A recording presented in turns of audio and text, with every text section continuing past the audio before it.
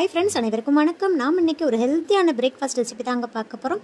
Sometimes வீட்டில் இட்லி தோசை மாவு இருக்காது. அந்த டைமில் இந்த ரெசிபியை செய்து சாப்பிடுங்க. அதுவும் இல்லாமல் எப்பயுமே ஒரே மாதிரி இட்லி தோசைன்னு போர் அடிக்காமல் இந்த மாதிரி டிஃப்ரெண்ட்டாக செய்து கொடுங்க. சம்டைம்ஸ் உடலில் சூடு அதிகமாக இருக்கும். அந்த டைம்லையும் இந்த ரெசிபி செய்து சாப்பிட்டிங்கன்னா உடல் சூடு நல்லா தணியுங்க. கர்நாடகாவில் இந்த ரெசிபி ரொம்ப ரொம்ப ஃபேமஸுங்க.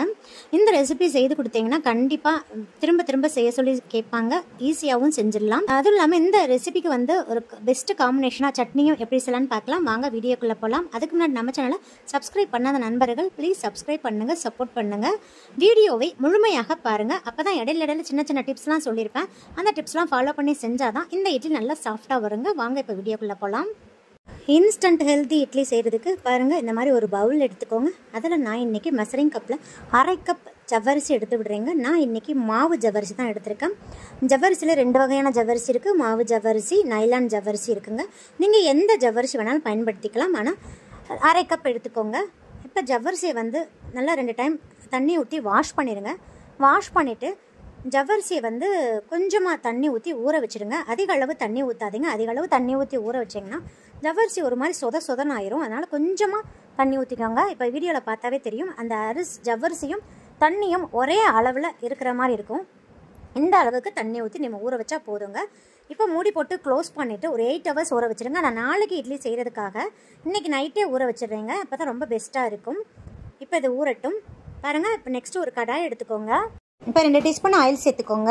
எண்ணெய் நல்லா காயும், ஃப்ளேமை மீடியமில் வச்சுக்கோங்க. 1/4 டீஸ்பூன் கடுகு சேர்த்து விட்டுருங்க. கடுகு நல்லா வெடிக்கவும் 2 டீஸ்பூன் கடலைப்பருப்பு, 1 டீஸ்பூன் நல்ல பொங்க உளுந்தம்பருப்பு சேர்த்து விடுறேங்க. கடலைப்பருப்பும் உளுந்தம்பருப்பும் கொஞ்சம் அதிகமாகவே சேர்த்துக்கோங்க. இந்த இட்லிக்கு நல்ல ஒரு டேஸ்ட் கொடுக்கும். கடலைப்பருப்பும் உளுந்தம்பருப்பு நல்லா சிவக்க வதக்கிக்கோங்க. இப்போ ஒரு கொத்து கருவேப்பிலை நல்லா பொடியாக கட் பண்ணி சேர்த்து விடுறீங்க. நெக்ஸ்ட்டு 2 பச்சை மிளகாயை பொடியாக கட் பண்ணி சேர்த்துக்கோங்க. பச்சை மிளகாயும் கருவேப்பிலையும் நல்லா வதங்கி வரட்டும்.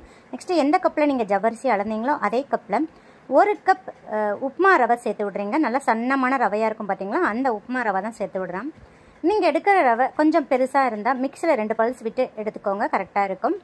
இப்போ ரவையை சேர்த்துட்டு நல்லா வாசனை வர்ற அளவுக்கு வறுத்து கொடுத்துருங்க. ரவையை சேர்க்குறதுக்கு முன்னாடி ஃப்ளேம் கம்ப்ளீட்டாக சிம் பண்ணிடுங்க, இல்லாட்டி ரவை சட்டுன்னு கருகிரும். அதனால் சிம்மில் வச்சுட்டு நல்லா வாசனை வர்ற அளவுக்கு வறுத்து கொடுத்துருங்க. ரவையோட கலர் மாறிடக்கூடாது.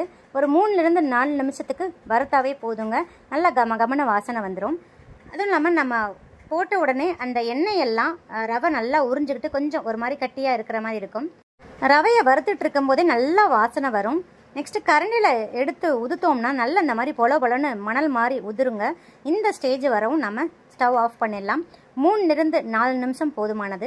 இப்போ இதை ஒரு பவுலுக்கு ட்ரான்ஸ்ஃபர் பண்ணிடலாங்க. ட்ரான்ஸ்ஃபர் பண்ணிவிட்டு நல்லா கம்ப்ளீட்டாக ஆற வச்சுருங்க. இப்போ நம்ம நைட்டு ஊற வச்சிருந்த ஜவ்வரிசியை பார்த்துடலாம். பாருங்கள், ஜவ்வரிசி நல்லா பக்குவமாக ஊறி வந்துருச்சு. அதிக அளவு நீங்கள் தண்ணி சேர்த்து ஊற வச்சுருந்தீங்கன்னா ரொம்ப சொதன்னு ஆயிருக்கும். இப்போ பாருங்கள், நல்லா பக்குவமாக ஊறி வந்திருக்கு. இன்கேஸ் நீங்கள் நைட்டு ஜவ்வரிசியை ஊற வைக்க மறந்துட்டீங்கன்னா கொஞ்சமாக தண்ணியை நல்லா கொதிக்க வச்சு அதில் ஊற்றிட்டு ஒரு 15லிருந்து 20 நிமிஷம் வரைக்கும் அப்படியே விட்டுருங்க. உங்களுக்கு நல்லா ஊறி வந்துடும். நெக்ஸ்ட்டு இந்த ஜவ்வரிசியை நம்ம ஆற வச்சுருந்த ரவையில் சேர்த்துடலாங்க. ரவை நல்லா ஆறினதுக்கு அப்புறம் தான் ஜவ்வரிசியை சேர்க்கணும். ஜவ்வரிசி சேர்த்துட்டு நல்லா மிக்ஸ் பண்ணி கொடுத்துருங்க. நெக்ஸ்ட்டு நீங்கள் எந்த கப்பில் ரவை இழந்தீங்களோ அதே கப்பில் நல்லா ஃப்ரெஷ்ஷான கெட்டியான தயிரை சேர்த்துக்கோங்க. தயிர் புளிச்சிருக்கக்கூடாது. அப்படி புளிச்சிருந்துச்சுன்னா இட்லி புளிப்பு சுவை கொடுத்துரும். அதனால் ஃப்ரெஷ்ஷான தயிராக சேர்த்துக்கோங்க. சேர்த்துட்டு நல்லா மிக்ஸ் பண்ணி கொடுத்துருங்க. நெக்ஸ்ட்டு எந்த கப்பில் நீங்கள் ரவை இழந்தீங்களோ அதே கப்பில் 1/2 கப் தண்ணி, இதுதாங்க அளவு. 1/2 கப் தயிர், 1/2 கப் தண்ணி சேர்த்துட்டு நல்லா மிக்ஸ் பண்ணி கொடுத்துருங்க. தண்ணியோட அளவை அதிகப்படுத்திடாதீங்க. தண்ணி 1/2 கப் தான் ஊற்றணும்.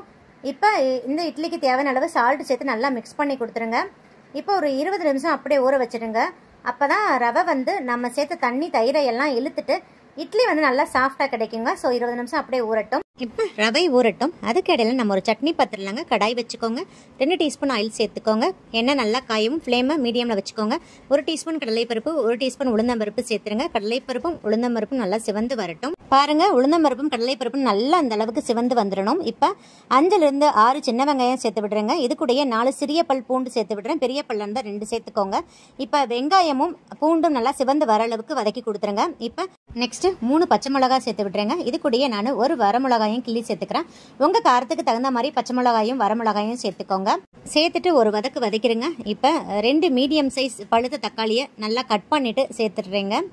சேர்த்துட்டு நல்லா வதக்கி கொடுத்துருங்க. ஃப்ளேம் சிம்லே இருக்கட்டும். நம்ம சேர்த்த தக்காளி வந்து அந்த மேல் தோல் வந்து சுருங்கி வர அளவுக்கு நல்லா வதக்கி கொடுத்துருங்க. இப்போ இது கூடயே நான் ஒரு சிறிய அளவு புளி சேர்க்குறேங்க. புளி வந்து கொஞ்சமாக தான் சேர்த்துருக்கேன். சிறிய கோழி குண்டு அளவு சேர்த்தா போதும். இப்போ பாருங்கள் தக்காளியோட மேல் தோலை நல்லா சுருங்கி வந்துருச்சு.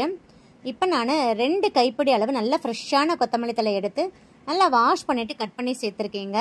சேர்த்துட்டு நல்லா வதக்கி கொடுத்துருங்க. ஒரு 2 நிமிஷத்துக்கு நல்லா வதக்கி கொடுத்துருங்க. அப்போ தான் அந்த கொத்தமல்லிலாம் நல்லா சுருங்கி வதங்கி வரும். நெக்ஸ்ட்டு பாருங்கள் நான் தேங்காய் பால் சேர்த்து விடுறேங்க. இன்றைக்கி நான் இந்த சைஸில் ஒரு 8லேருந்து 10 தேங்காய் பால் சேர்த்துருக்கேங்க. பாருங்கள் கொஞ்சம் சிறிய சைஸாக இருக்கும், அதனால் நான் 10 தேங்காய் பால் சேர்த்துருக்கேன்.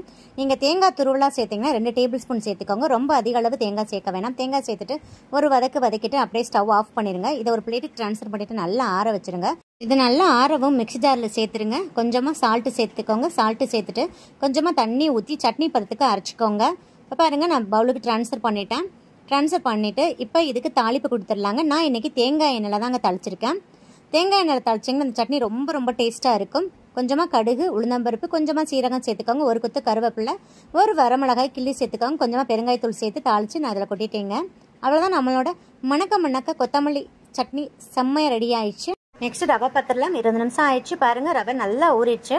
ரொம்ப கெட்டியாக இருக்குது. இப்போ கொஞ்சமாக தண்ணி ஊற்றிக்கலாம். 1/4 கிளாஸுக்கும் கொஞ்சமாக தண்ணி ஊற்றி நம்ம வந்து இட்லி மாவு பதத்துக்கு இந்த ரவையை வந்து மிக்ஸ் பண்ணி வச்சுக்கணுங்க. தண்ணியோட அளவு மட்டும் அதிகப்படுத்திடாதீங்க.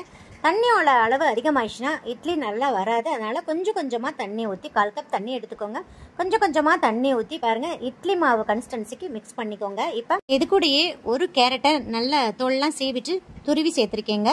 நெக்ஸ்ட்டு கொஞ்சமாக கொத்தமல்லி தழை எடுத்து நல்லா ஃபைனாக சாப் பண்ணி சேர்த்துருக்கேங்க. நீங்கள் கேரட்டை வந்து முதையே நீங்கள் சேர்த்து ஊற வச்சுருந்தீங்கன்னா ரவையோட கலர் மாறிடும். அதனால் லாஸ்ட்டில் தான் சேர்க்கணும். இப்போ சேர்த்து நல்லா மிக்ஸ் பண்ணி கொடுத்துருங்க. மிக்ஸ் பண்ணி பாருங்கள். ரொம்ப கெட்டியாக இருந்துச்சுன்னா 2 டீஸ்பூன் தண்ணி சேர்த்துக்கோங்க. ரொம்ப அதிக அளவு தண்ணி சேர்த்துற வேண்டாம். நெக்ஸ்ட் ஒரு பவுல் எடுத்துக்கோங்க. அதில் நான் 1/4 டீஸ்பூன் ஆப்போ சோடா சேர்க்குறேங்க. சோடா உப்புன்னு சொல்லுவோம் பார்த்தீங்களா, அதுதான் சேர்த்துருக்கேன். இப்போ இதில் 2 டீஸ்பூன் தண்ணி சேர்த்து நல்லா மிக்ஸ் பண்ணி கொடுத்துருங்க. எப்போயுமே ஆப்போ சோடாவை தண்ணியில் மிக்ஸ் பண்ணி தாங்க நம்ம சேர்க்கணும். இப்போ நல்லா மிக்ஸ் பண்ணியாச்சு. இதை வந்து இந்த ரவையில் சேர்த்துடலாம். இந்த மாதிரி ஆப்போ சோடா சேர்க்குறதுனால இட்லி இன்னும் சாஃப்டாக இருக்குங்க.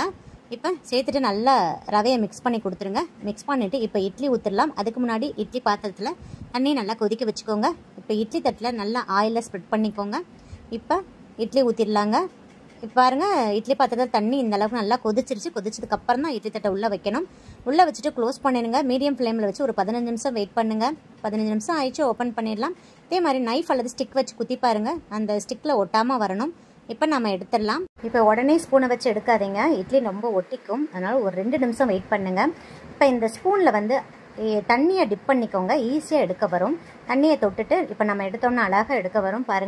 பாருங்கள் நம்மளோட அல்ட்ரா சாஃப்ட் ஜவ்வரிசி ரவா இட்லி ரெடி ஆயிடுச்சு. கர்நாடகாவில் சாகோ ரவா இட்லின்னு சொல்லுவாங்க. அப்படி இல்லைன்னா சாபுதானா ரவா இட்லின்னு சொல்லுவாங்க. இது ரொம்ப ரொம்ப ஃபேமஸ். நம்ம வீட்டில் இட்லி தோசை இல்லாத டைமில் இந்த மாதிரி 15 நிமிஷத்தில் இன்ஸ்டண்ட்டாக செஞ்சு கொடுத்துடலாம். ரொம்ப ஹெல்த்தியும் கூட. உடல் சூடு அதிகமாக இருக்கிற டைமில் இந்த மாதிரி ஜவ்வரிசிலாம் பயன்படுத்தி செஞ்சு கொடுங்க. உடல் சூடு நல்லாவே தணியும்.